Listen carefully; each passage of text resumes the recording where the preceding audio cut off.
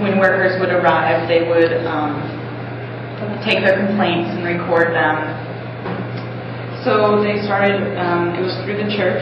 They were first working through the church, and around 2002 they began the center there,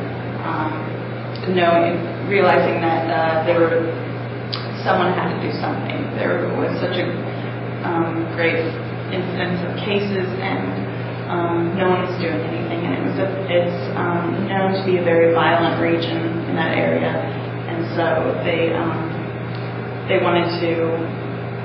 needed to do something. So they started the center, and workers would come in and make complaints. So that's after he started working with the center, then that's when all the threats started happening, coming from the big ranch holders. So they said that it would be telephone calls. Also, they would come around to their house, and they couldn't even leave because they would break down the door or and rob them. Their neighbors would talk and say, "Oh, they're threatening to, the neighbors knew, just kind of like they're gonna kill you, or if not you, then your wife, your family, and so they would hear it from other people that they were being threatened.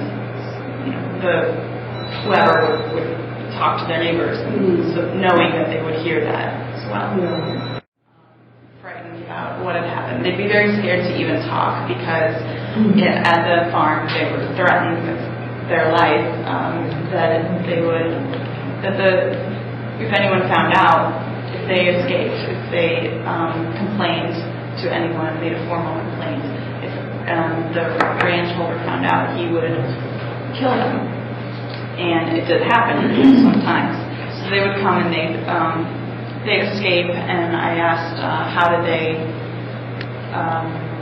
get to the office, and he said either they'd get a hitchhike somehow to the place or walk. And what they would do for them is calm them down, and so that they would be able to talk, and then they'd make write out a formal complaint. How are the conditions there? Where did you come from? All of the information they needed, and then they would take this information to the regional workers place, and then they would handle the situation from there. There's a guy that they're talking about that was able to.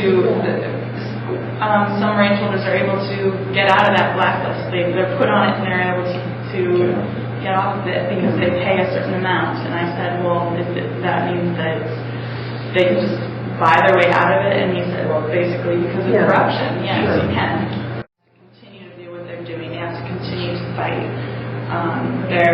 Because it's how they think. It's already in their head what they believe. And they know that in us there is no justice. It doesn't exist. There are no laws that will protect them. And they know that they're risking the lives of their children by doing this, but it's what they believe, so they have to continue in there. So their lives are in the hands of God. They left.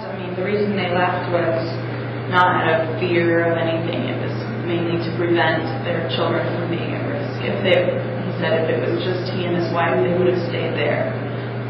But because they have children, they need to protect them. And it's a violent area, but they want to continue what they're doing because so many people are at risk, and our workers are threatened, and it's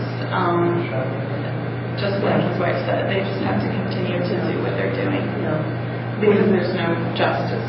No one's going to be punished for it, so they feel that this is their calling. He said they would love to go back, but they have to be careful right now, and they would have really liked to have gone with us yesterday, but they know that it would have been a risk for themselves and for us because they would have liked to have shown us the realities and you know, and been able to show us what their lives were like more.